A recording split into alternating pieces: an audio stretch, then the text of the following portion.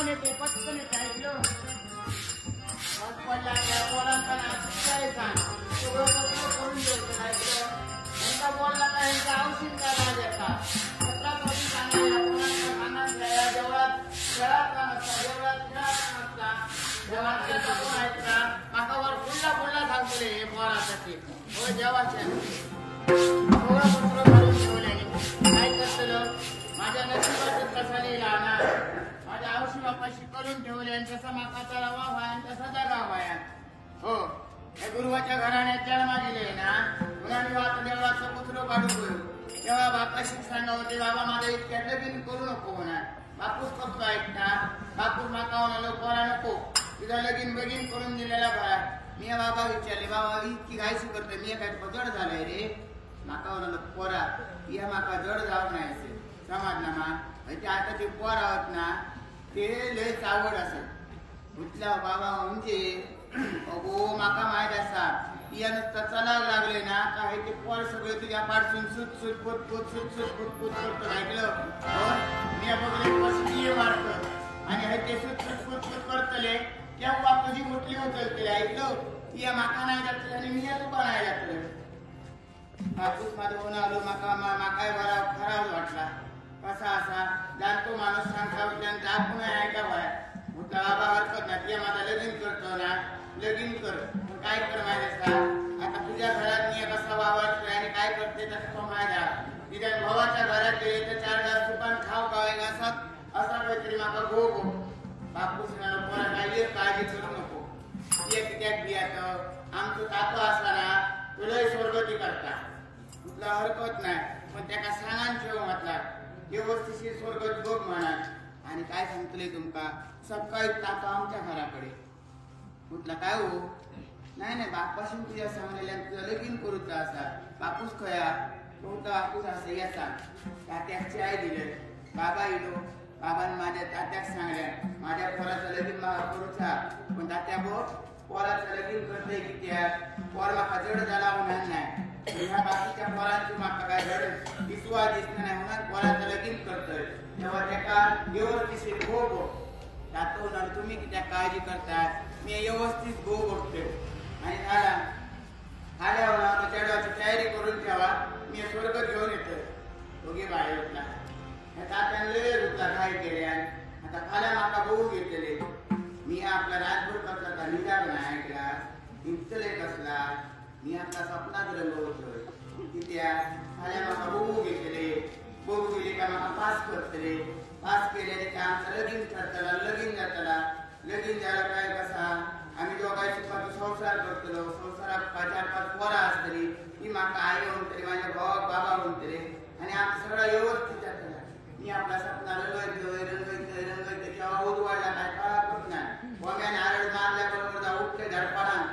तर नाणी येताना आत घातले बरा कपीलभर पाणी तापवले आणि सकाळी जर बडाबडा व्यवस्थित झाले बिले आणि टकटकी चालवले बाबा म्हणलं पोरा पाहुणे गप्पा वाढले ते करून ठेवा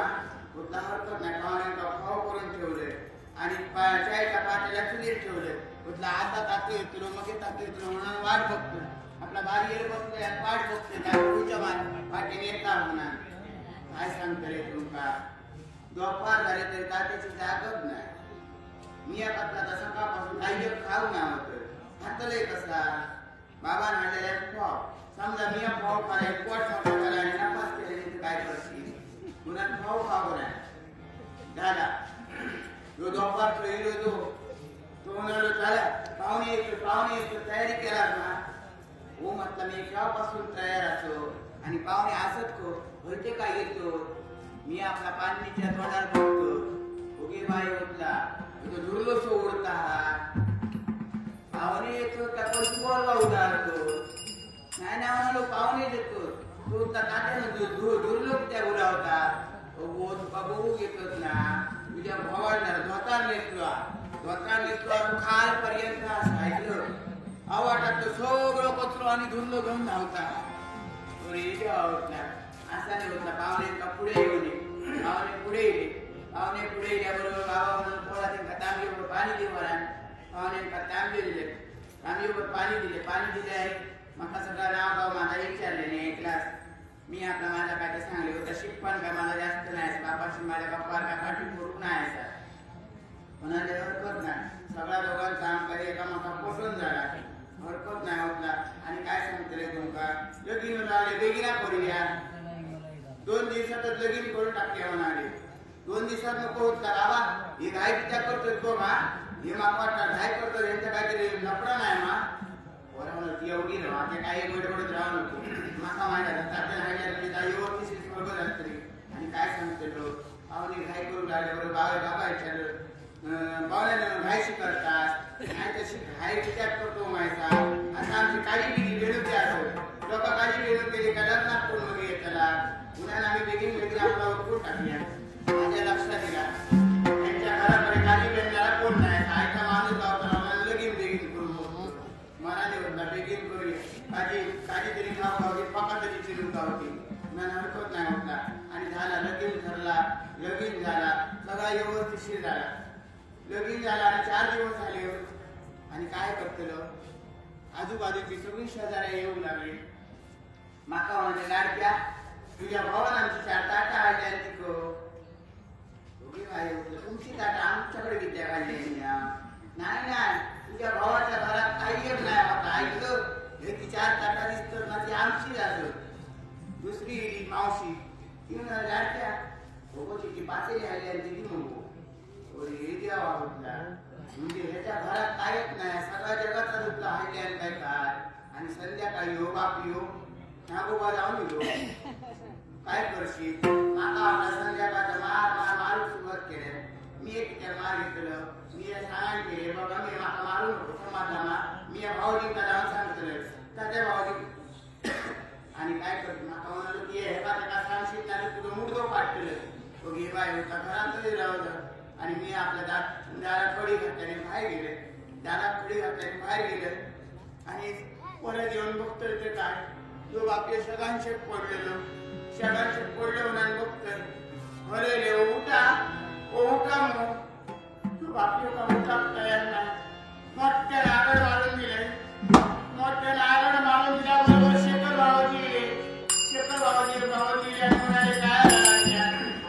रडतो त्याने आरड मारले काय तो बघा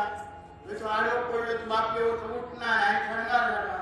ते लोक हात उचलले आपल्या कानाकडे गेल्या शिर दाबून बघले आणि हात धाप करून हाते पडून माका म्हणाला लायकात हो गेलो